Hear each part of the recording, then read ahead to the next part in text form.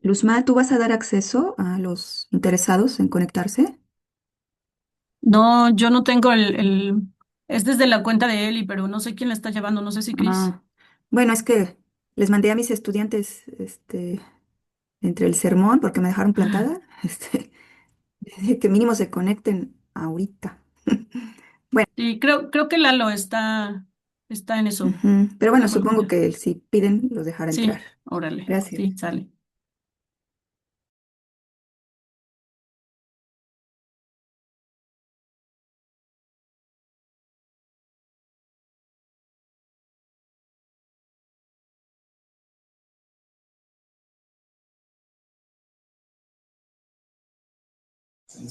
Hola, buenos días. Yo estoy manejando desde la cuenta de Eli, solamente que el acceso, el código de acceso es el mismo que los seminarios pasados que vienen en los carteles donde se publica el seminario. Gracias, Lalo. Hola, ¿me escuchan? Sí, Chris. Bueno, entonces vamos a empezar ahora sí, que ya por fin tengo audio. Eh, Muchas gracias por estar aquí.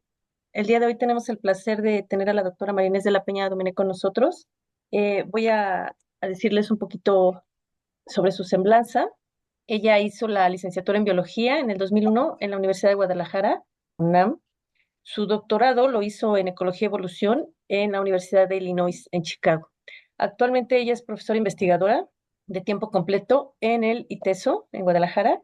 Eh, una cosa muy rara es manejo integral, que ha sido una ONG muy importante en temas de restauración.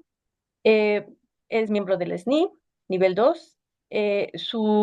Algunas de sus líneas de investigación es ecología de la restauración con enfoque en la construcción de paisajes agropecuarios sostenibles. También que impulsen la economía regional y tengan mayor potencial para conservar la biodiversidad, las funciones ecosistémicas y contribuyan a la mitigación y adaptación ante el cambio climático. Entonces, sin más preámbulos, los dejo con la... Muchas gracias, Cris. ¿Sí se escucha bien? Perfecto. Pues nada, primero agradecerles mucho la invitación para estar aquí con ustedes, agradecerle también a Cristina por haberme invitado. Y bueno, pues hoy les quiero platicar un poquito de una parte de Lazo. Se trata de una investigación que hicimos desde el Instituto de Ecología, desde el US Forest Service y del ITESO, en la que tratamos de hacer una revisión de estas selvas estacionales que ustedes entiendo que es lo que nos planteamos es hacer un análisis pantropical, es decir, de todo el mundo, y pues somos varias personas las que hemos participado en esta investigación. Y con esto, lo primero que quisiera decir es muchas felicidades, Cris, por tu cumpleaños para darte un fuerte abrazo, pero como no, pues te mando tus felicitaciones hasta allá. Pues bueno, ya entrando más en el tema, todos ustedes ya han estado trabajando mucho en este tipo de selvas y saben bien que las selvas estacionales son un refugio muy importante en el país, específicamente porque tenemos una gran extensión de este tipo de selvas. Por lo mismo, de su diversidad y la convergencia que hay de elementos más del sur que vienen hacia el norte y del norte que vienen hacia el sur, pues en estacionales tienen un gran número de especies endémicas y por eso cobran una relevancia muy grande para su conservación. Además, tienen un potencial muy grande para proveer servicios ecosistémicos, son esenciales para... pero además son estos ecosistemas con los que han convivido muchas civilizaciones y forman también una parte de estos servicios ecosistémicos culturales. O sea, hay mucho que han hecho a través del uso y manejo de estos recursos. En Sierra de Huautla, por ejemplo, que ustedes lo tienen allá tan cerca, es un ejemplo muy claro de cómo la gente utiliza los recursos que tienen estas selvas y son parte de su cultura. También tienen, pues, obviamente un gran potencial para mitigar el sismo de su extensión y por la gran retención de carbono que pueden lograr este tipo de ecosistemas. Sin embargo, pues también son uno de los ecosistemas más amenazados que tenemos en el mundo. ¿Por qué? Porque son extensos, entonces hay una convivencia fuerte con ellos, pero además en algunos casos tienen suelos muy fértiles en la gente y pues la otra es que ustedes, como bien saben, una parte del año se ven muy verdes y muy bonitos y después la otra parte del año se ven secos Y algunas personas lo ven como una estructura hermosísima, los troncos y las formaciones que se van haciendo en el arbolado, pues bueno, me parecen fascinantes, pero sí entiendo que en términos, digamos, estéticos, la gente los pueda considerar en ciertos momentos o que se ve pues seca como un matorral, así nada más, sin importancia. Pero nosotros sabemos que no es así, ¿verdad? Pues bueno, un poquito viendo los números a nivel mundial, vemos como un indicador de la biodiversidad y cómo la biodiversidad ha ido de manera muy grave, muy radical. Aquí podemos ver como esta línea en donde es como la línea base de donde no podemos bajar si no queremos como casi perder toda la biodiversidad, ¿no? Entonces, si siguiéramos esta tendencia de biodiversidad a la baja, sin hacer absolutamente nada, muy pronto llegaría. Y como ustedes saben, pues no solamente es que perdamos las especies, sino que perdemos las funciones que realizan esas especies y por lo tanto estos servicios ecosistémicos que nos proveen o beneficios que proveen a ver la biodiversidad no nada más es un tema de ay, qué bien o qué mal que se pierdan, que tengamos tantas especies o tal otro número, sino que más bien es la importancia de estas funciones que cumplen, ¿no? Entonces, si en este caso vemos un escenario de, digamos, no, ya, vamos a empezar a conservar, vamos a tener diversidad y mantenernos en una línea ascendente a lo largo del tiempo. Pero a estas alturas de cómo vamos, en este punto que se ve aquí, esta línea roja, si no combinamos la conservación con la restauración, va a ser muy lento este proceso de recuperar nuestra biodiversidad. Entonces ahí es donde necesitamos empezar a ser mucho más activas y realmente poner nuestros esfuerzos en recuperar esta biodiversidad antes de que la terminamos perdiendo toda. Bueno, en ese contexto, pues nos preguntábamos cuáles son los factores que pueden determinar.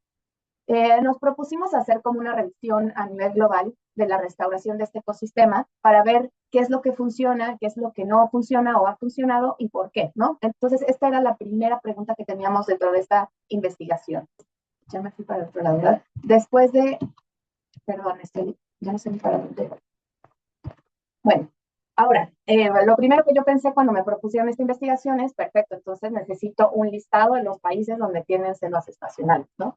¿Qué es lo que me voy topando? Primero es que no existe. Mucho tiene que ver con que simplemente cómo las denominamos es muy variable, ¿no? Entonces, no lo podemos encontrar como selvas estacionales o selvas deciduas o selvas secas, selvas lands, mosaicos, bush belts, o sea, si te vas a ver diferentes artículos científicos, estas son algunas de las palabras que me encontré en inglés porque pues todo está publicado en inglés, la mayoría, ¿no? Entonces, bueno, desde ahí ya era un selvas estacionales, ¿no? Tenía que buscar todas las palabras, los sinónimos o las, sí, la manera en que se denominaba en diferentes regiones, diferentes países y demás, ¿no?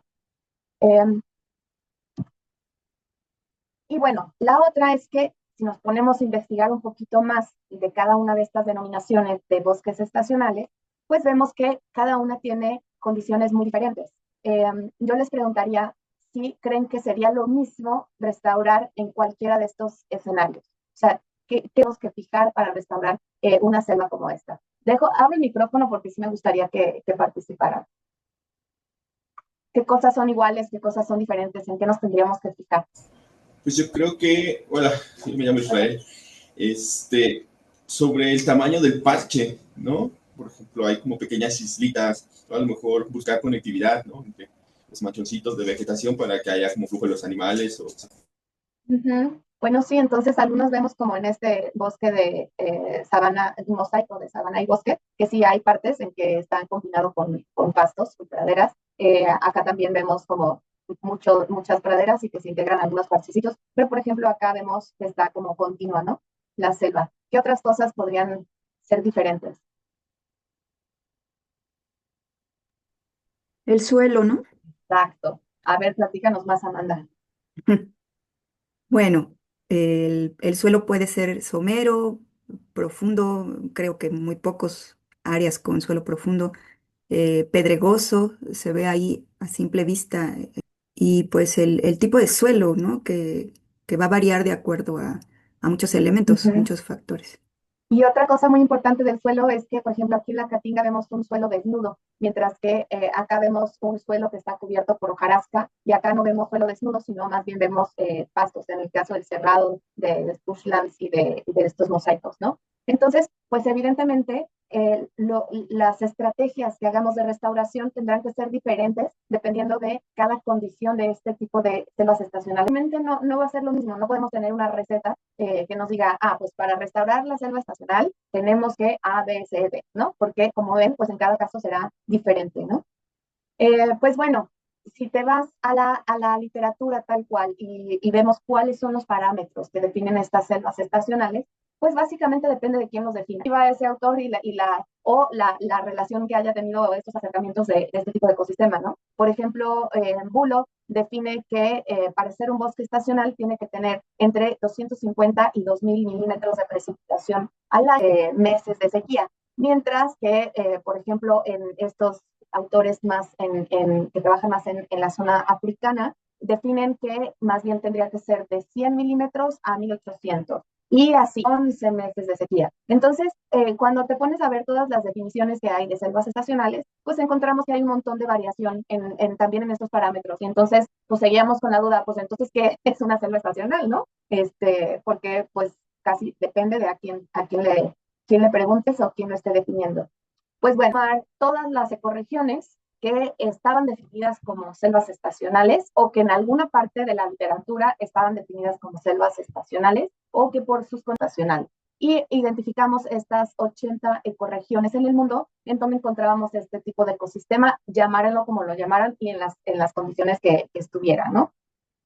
Dentro de estas ecozonas podemos encontrar en la ecozona afrotropical, en Australasia 5 países, en Indomalaya, en la región Indomalaya 7, en el neotrópico 30 países, pero con 35 ecorregiones, o sea, un montón, son de más, y en Oceanía 3 países con 4 ecorregiones. Entonces, bueno, en total son 84 países donde hay algún reporte de este tipo de selvas. Tenemos esta necesidad de caracterizarlas un poco y poder definir dentro de esta gran diversidad que no estaba definida y todo estaba puesto como en el mismo costal, pues qué es lo que está pasando, cómo difieren estas ecorregiones en términos de sus selvas. 100 puntos de cada ecorregión y de cada uno de esos puntos extraímos información tanto del clima como del suelo, de su vegetación y demás, ¿no? Algunos de esos puntos, bueno, fueron 8,000 puntos de muestra de ecorregiones, pero de esos puntos de muestreo, algunos cayeron en zonas de bosques que mantuvimos, algunas cayeron en pastizales y rangeland que mantuvimos, otros con vegetación dispersa. ¿Cuáles fueron los que quitamos? Por cuestiones satelitales y de la escala y demás, algunos muy pocos terminaron cayendo en el océano o en cuerpos de agua, entonces esos los quitamos. Los que cayeron en zonas urbanas también los que tampoco nos servían, y bueno, otros no tenían datos. Entonces, pues nos quedamos con estos 5,460 puntos de muestreo. A través de bases de datos de diferentes satélites que utilizamos, pudimos extraer datos, se extrajeron de CHIP, de NEO y de MODIS 16, que es un satélite de la NASA. Los datos edáficos o del suelo, utilizamos Soil Grid, SDATA, DAT y otro que se llama CEDAT. Y para los datos biológicos utilizamos todos estos satélites. Entonces, bueno, teníamos un montón de capas de información, pero pues el procesamiento de cada uno de esos capas de información y la extracción de los datos, pues fue todo un peregrinar, digamos.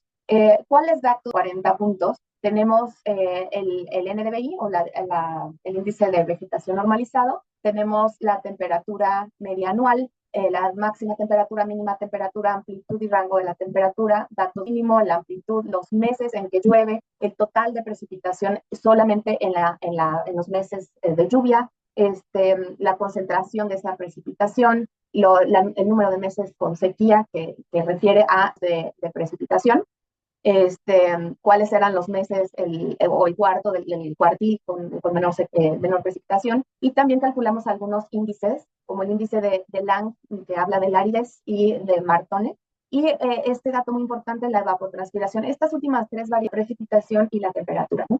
En cuanto al suelo, pues también tomamos un montón de variables, la profundidad, la densidad del suelo, la cantidad de fragmentos duros, digamos, que están dentro del suelo, la cantidad de arcillas, la capacidad de cargo, cantidad de carbono, de nitrógeno, de fósforo, bueno, un montón de variables, todo lo que se nos ocurrió que podría ayudarnos a definir o entender por qué tenían esos índices de NDVI o de vegetación, digamos, de producción primaria, pues. Lo primero que notamos fue diferencias muy grandes, menores temperaturas anuales que en el hemisferio norte. Aquí lo pueden ver. Pero bueno, cada una de estas ecorregiones también tenía una temperatura media anual diferente, ¿no? que la otra. Aquí todas las ecorregiones tienen diferencias significativas de las ecozonas.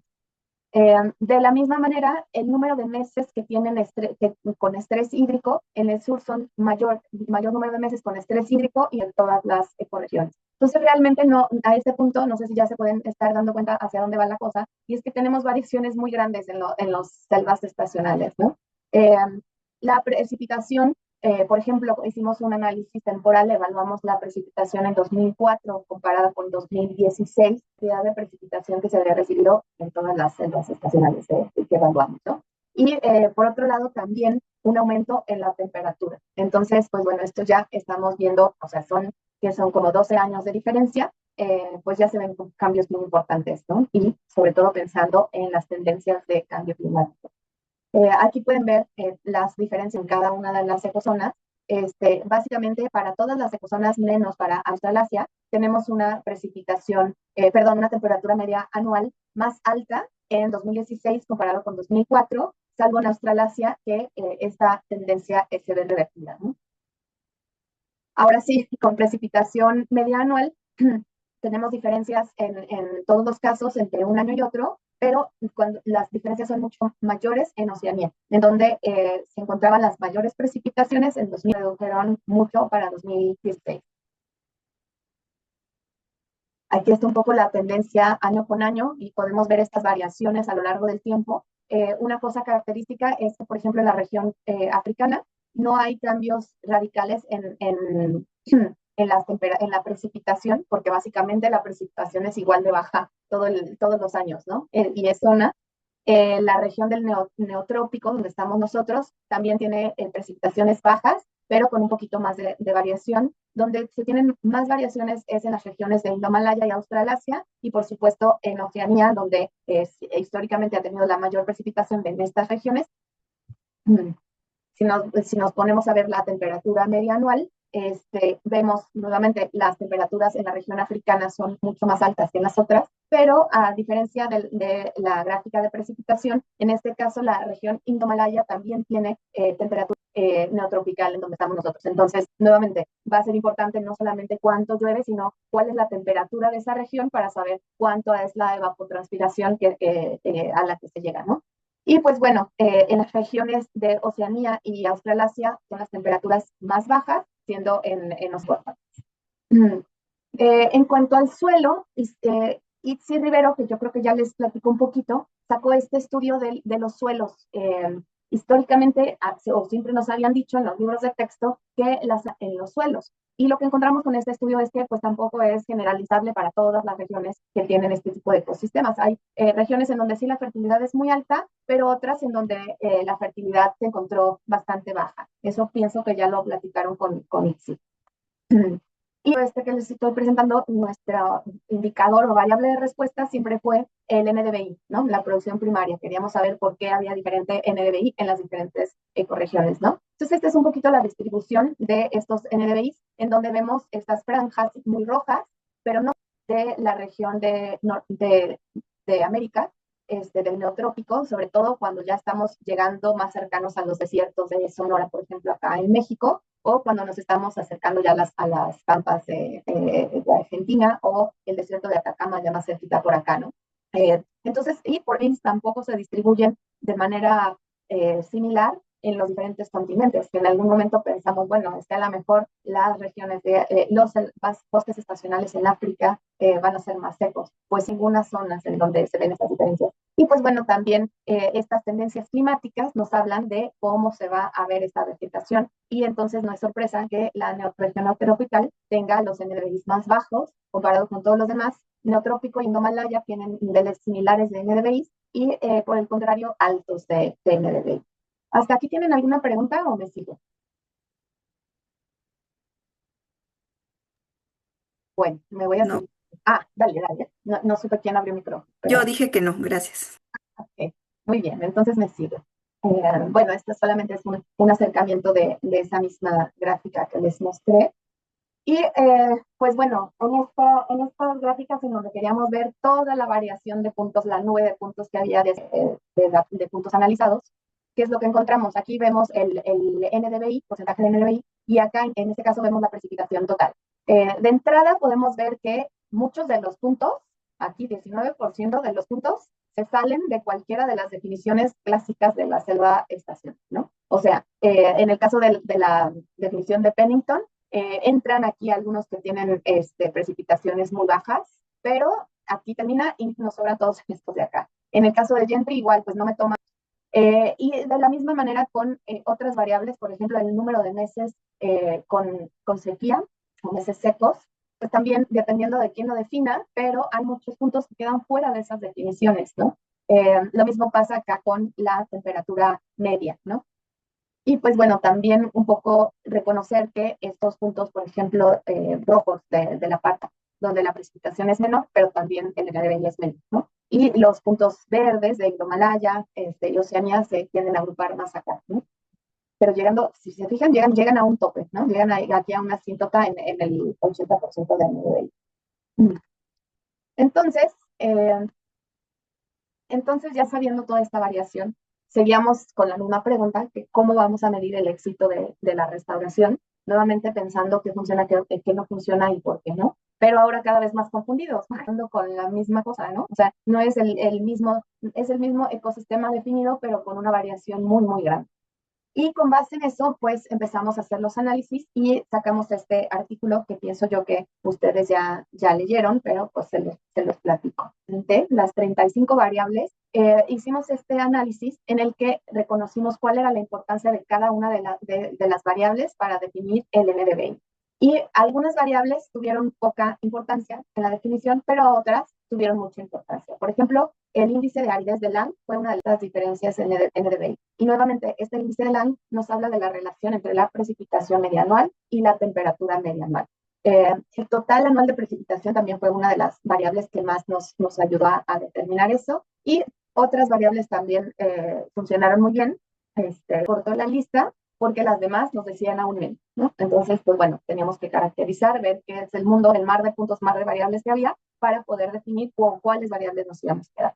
Y después de eso, hicimos este modelo, podíamos básicamente, digamos, categorizar los selvas estacionales, reconociendo pues que esto no son 5 categorías tal cual, sino que es un espectro, ¿no? De todas estas variaciones que encontramos.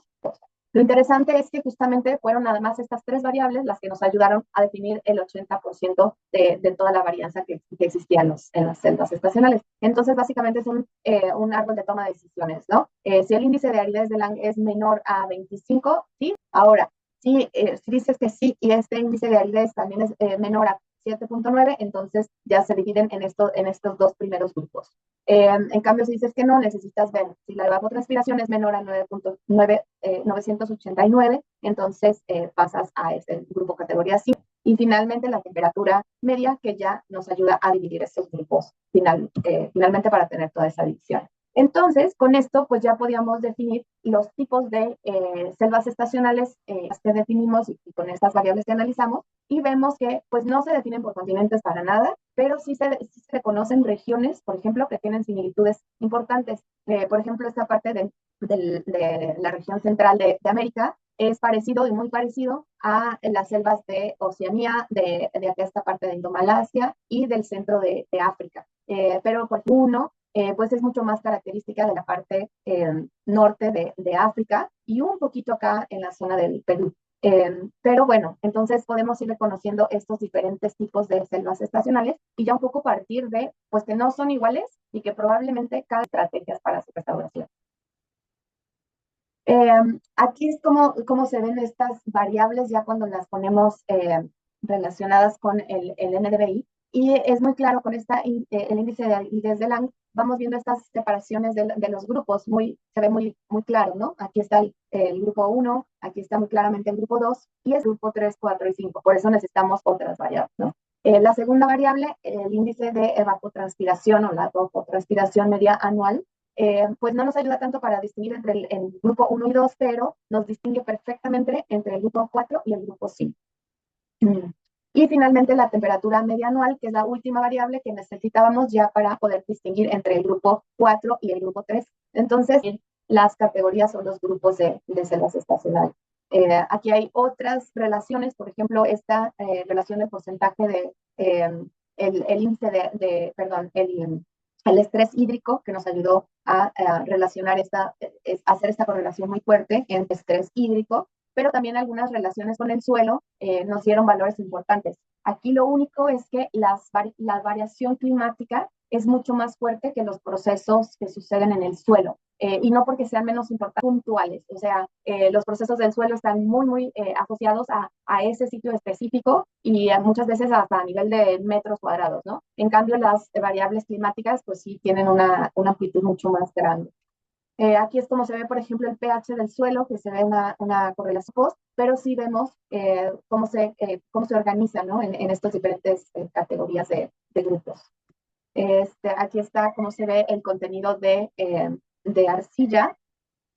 Y pues bueno, si ya nos vamos a categorizar o caracterizar cada uno de estos grupos o pensar cómo se ven estos grupos, dónde están, ¿no? Entonces, bueno, aquí está el primer grupo.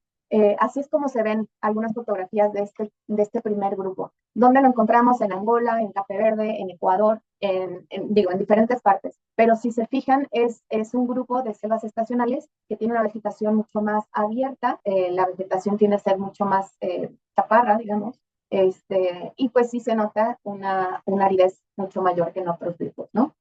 Acá en el grupo 2, que tenemos algunas regiones del Balsas, ¿no? Aquí en México, se ve un poco diferente porque, a ver, ¿por qué se ve un poco diferente? Platíqueme qué es lo que ven. Les paso la anterior y ya está.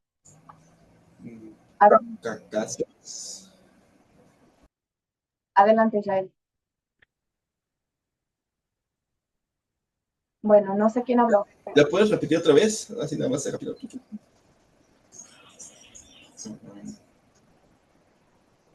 ¿No? Pensé que eran las cactáceas, pero no. Pues para mí la principal diferencia es que en este caso vemos prácticamente suelos mucho más desnudos o abiertos, y acá vemos mucha vinculación o relación con pastos. Pero siguen siendo selvas medianas, mucho más dispersa, que por ejemplo en este grupo 3. Aquí otra vez la región del Balsas, otras regiones en India, en Cuba, aquí mismo en Jalisco. Si se fijan, sí es muy diferente porque la vegetación es mucho más cerrada, ya es una selvita, y pues bueno, cada vez la vegetación un poquito más alta, ¿no? Este grupo 4 ya tiene muchísima más precipitación, es una vegetación bastante más cerrada, también algunas regiones del Balsas, como vemos estas relaciones mucho más vinculadas a cuerpos de agua, también algunas palmas, va cambiando un poquito la vegetación. Yo sí creo que, como dijiste, la presencia de cactáceas está más asos, en este caso pues ya más bien tipo palmas pueden estar relacionadas con estas selvas, ¿no? Finalmente, el grupo 5, ya estamos hablando de una selva seca que casi es húmeda, ¿no? Esto ocurre en Jalisco, la región de Chamela característica, en Jamaica, en Fiji, en el Cauca, en el Balsas, región de donde están ustedes. Y pues bueno, ya es una selva bastante tupida, que sí tiene un periodo de estacionalidad, pero ya no encontré visto tomar. Adelante. Muchas gracias, Marines. Oye, Irma Tejo nos dijo una cosa muy impresionante sobre el dosel y las hierbas en los bosques tropicales. Y ahorita que mencionaste que en un grupo no, o sea, el suelo estaba más desnudo que en otro grupo, me quedé pensando si podría ser algo similar, porque ella nos decía viene del neotrópico y los árboles pueden venir de la parte boreal. O sea, yo sé que en este caso todos deberían de ser tropicales, todas las formas, hierbas y árboles, pero evidentemente tú nos estás mostrando que hay un grupo, bosque, pero no sé si porque la diversidad de hierbas es menor o por que el suelo pues no da para eso. Siempre hemos estudiado árboles y de pronto vemos la importancia de este estrato que conocemos menos. Entonces, gracias. No, es una pregunta, observación muy importante. No tengo respuesta para ella, eh, pero yo creo, si me atrevo a elucidar alguna teoría, precisamente la cantidad de precipitación Las hierbas normalmente están asociadas por lo menos a un poquitito de humedad. Los árboles tienen sus estrategias generalmente para resistir estas sequías, pero las hierbas, no hay lluvia, se mueren, primeras lluviecitas, ¿no? Entonces yo creo que podría estar asociado a eso, ¿no? O sea, ¿por qué no vemos tantas hierbas? Pues porque la mayor parte del año no tienen una precipitación considerable o no tienen precipitación, punto, ¿no? Entonces, pues sí, creo que en este caso podría ser eso, a juzgar por las nubes que veo acá, ya tenemos un espacio con muchas hierbitas abajo, pero en estas otras, en donde no se ve ninguna hierba, pues sí puede estar asociado a que pues estábamos en temporada de seca. Pero sí creo que esa relación entre primeras gotitas y presencia de hierbas podría estar ahí asociada. Israel. Hola, no sé también si tuviera que ver la presencia de algunas actividades antrópicas como ganadería o que ya no estén nativos, ¿no? Por ejemplo, no sé si eso se contemple, porque también en selvas estacionales que tienen esta perturbación, pues hay mucha ganadería a veces, ¿no? Y eso permite que crezcan más hierbas. Claro, nada más que todos los grupos de selvas estacionales suelen tener actividad antrópica y de ganadería. Entonces, por ejemplo, en este tipo de selvas, por más densas que las veamos, también hay ganado en Sierra de la Selva, ¿no? Entonces, sí pueden, o sea, evidentemente sí afectan, pero, por ejemplo, si pasa el ganado por acá y come los retoños y demás, de todas maneras no creo que quede el suelo desnudo, ¿no? O sea, como que siempre va a tener esta cubierta de árboles secos o con hojas, en donde se va a proteger de alguna manera el suelo, creo yo, ¿no? Pero definitivamente las actividades antrópicas, especialmente la ganadería en esta zona, es un factor de impacto. No, Soy creo yo. que Valentina está así. Me Hola, cambió. oye, bueno, viendo las características, entonces Sierra de Huautla, Sierra de Montenegro, que están en el estado de Morelos, serían grupo 4 o Pues 5. ustedes son región del Balsa, entonces región del Balsa está en grupo 3, grupo 4 y grupo 5, por eso mismo la puse. O sea, no es toda la lista de ecorregiones, solo puse algunas, pero adrede todo grupo 3, grupo 4, grupo 5. Y es una región muy grande, entonces muy probablemente podemos ver como toda esta gama y este espectro de selvas estacionales a lo largo del Balsa. Gracias. Bueno, pues entonces, ya teniendo estos grupos y ya sabiendo que son diferentes, estamos hablando de diferentes cosas cuando hablamos de selvas estacionales, pues nuevamente tendríamos que preguntarnos cómo se hace la restauración en cada uno de estos que no funciona y por qué, ¿no? Y pues nada, yo con eso me quedo hasta ahí y pues bueno, agradecer el apoyo del ITESO, de US Forest Service, que ha financiado esta investigación, al Instituto de Ecología, especialmente al Laboratorio de Biogeoquímica Terrestre y SAR, por si tienen algunas preguntas o si quieren discutir algún tema. Yo quiero preguntar, Sí, adelante, Vale. comentas, bueno, ahorita nos dices la clasificación, ¿no? Pero ¿dónde está la información que obtuvieron de qué estrategias han funcionado en esos sitios? Ya la tienen, Sí. ¿no? Natalia Mesa hizo un estudio de todos los artículos que hay publicados de restauración en selvas estacionales. Y entonces ya tiene esa determinación de qué funciona, qué no ha funcionado y demás. Antes, creo que hasta noviembre. Entonces yo no les quiero hacer ningún spoiler para que pues puedan ver el estudio que tienen. Gracias. Pero Sí, tenemos su plática programada para noviembre. Sí, perdón, adelante, María. no, digo que este artículo también está publicado por si te comen te cuecen las habas, pues ya lo puedes consultar de ya. Y también las bases de datos del estudio que les acabo de mostrar también están libres, entonces por si quieren hacer Muchas alguna gracias. consulta. ¿Algún otro comentario, pregunta? Bueno, la otra que les quería platicar es que Natalia tiene toda la investigación acerca de los grupos, o bueno, como los estudios de restauración. En este estudio tenemos los grupos de selvas. Nos falta vincular estas dos relaciones, o sea, en los estudios que se han hecho en el grupo 1, que ha funcionado, que no ha funcionado, los estudios que se han hecho en el grupo 2 y así, ¿no? Entonces, ese es un artículo que tenemos pendiente y si hay que colaboremos y saquemos ese artículo. ¿Y si hay suficiente información de cada grupo No sabemos. o no se sabe? Ok, no Vamos se a ver, sabe. o sea, lo que evaluó Natalia creo que son ciento y cacho de estudios. Esperemos que estén bien distribuidos, pero de ya te puedo decir que en neotrópicos se vuela la barda con el número de estudios liderado, pues creo que no vamos a tener representatividad de todas las ecorregiones. O, por ejemplo, una de las cosas que ya lo van a ver con Natalia, pero bueno, ya les voy a hacer spoiler alert, y es que, por ejemplo, todo el trabajo que se ha hecho en África a través de organizaciones, pero no necesariamente terminan en publicaciones científicas. Entonces, todos esos estudios no están incluidos en la revisión de Natalia y habría que echarse un clavado a lo que se hace desde las Muy bien. organizaciones y desde Vale, el tiene gobierno. la mano levantada.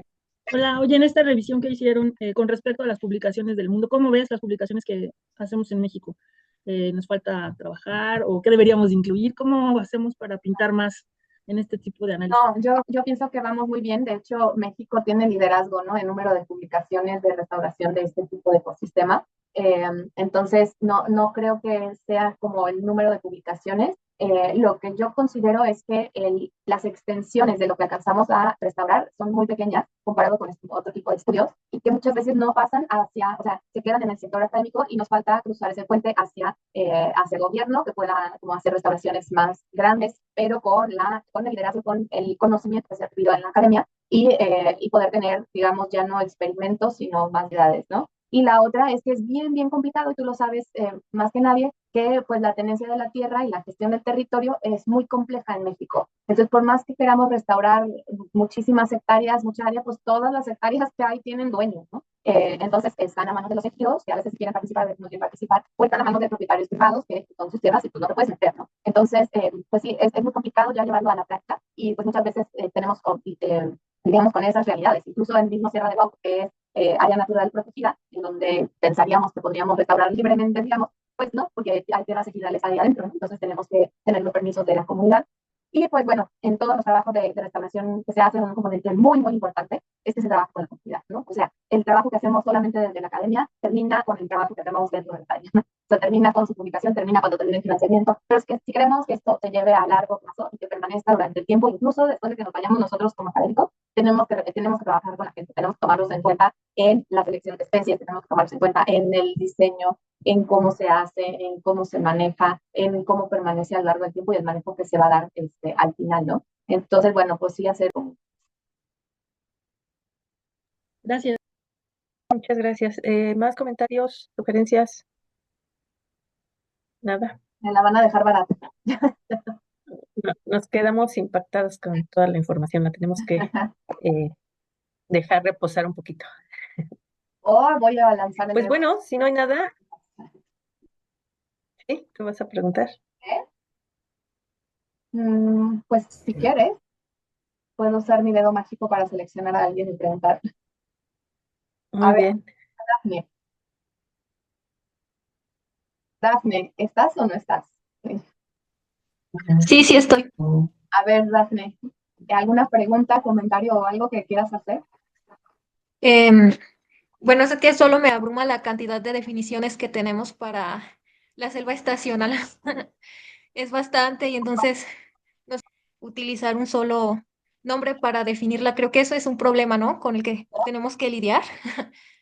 Pero me gusta mucho esta agrupación que hicieron, grupo 1, 2, 3, 4, 5, pero esta es como altura, la precipitación y estas categorías las podríamos utilizar o ponerles un nombre para nuestros trabajos. ¿Cómo les pondrías, Dafne? Bueno, todas son selva estacional, ¿no? No sé.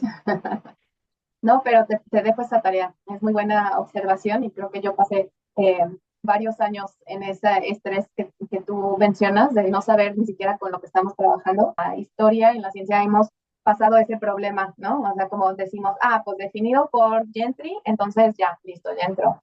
Pues yo tomé la definición de quién sabe qué y ya entró, pero creo que es el primer estudio que dice, no, a ver, vamos a ver de qué es general, global, y partamos de eso, ¿no? No de la definición que se hizo hace ya varios años. Pero sí es un poco donde yo me encontraba hace unos años, donde tú estás como en ese sentido de sentirse súper abrumada con no saber de lo que estamos hablando. Muchas gracias. Gracias, Dafne. Israel, ¿tenías tu mano levantada? Sí, pero la bajé. Estuvo muy buena la plática. Muy bien tu trabajo. Siempre yo le digo selva baja, ¿no? Me parece muy interesante, ¿no? Y esto que haces, ¿no? A nivel global, ¿no? De cómo tener esos grupos, ¿no? Yo lo veo a pequeña escala aquí en el estado de Morelos, de Huautla, Montenegro, yo vivo por Xochicalco, ¿no? Y Tepoztlán, del lado, ayer fue a Macusac, o sea, es selva estacional en este pequeño estado y cambia mucho, ¿no? O sea, también la fisiografía que tiene, por ejemplo, hay zonas como de cañado, también ciertas características, ¿no? A la selva, a lo mejor aporta más humedad o haya más nutrientes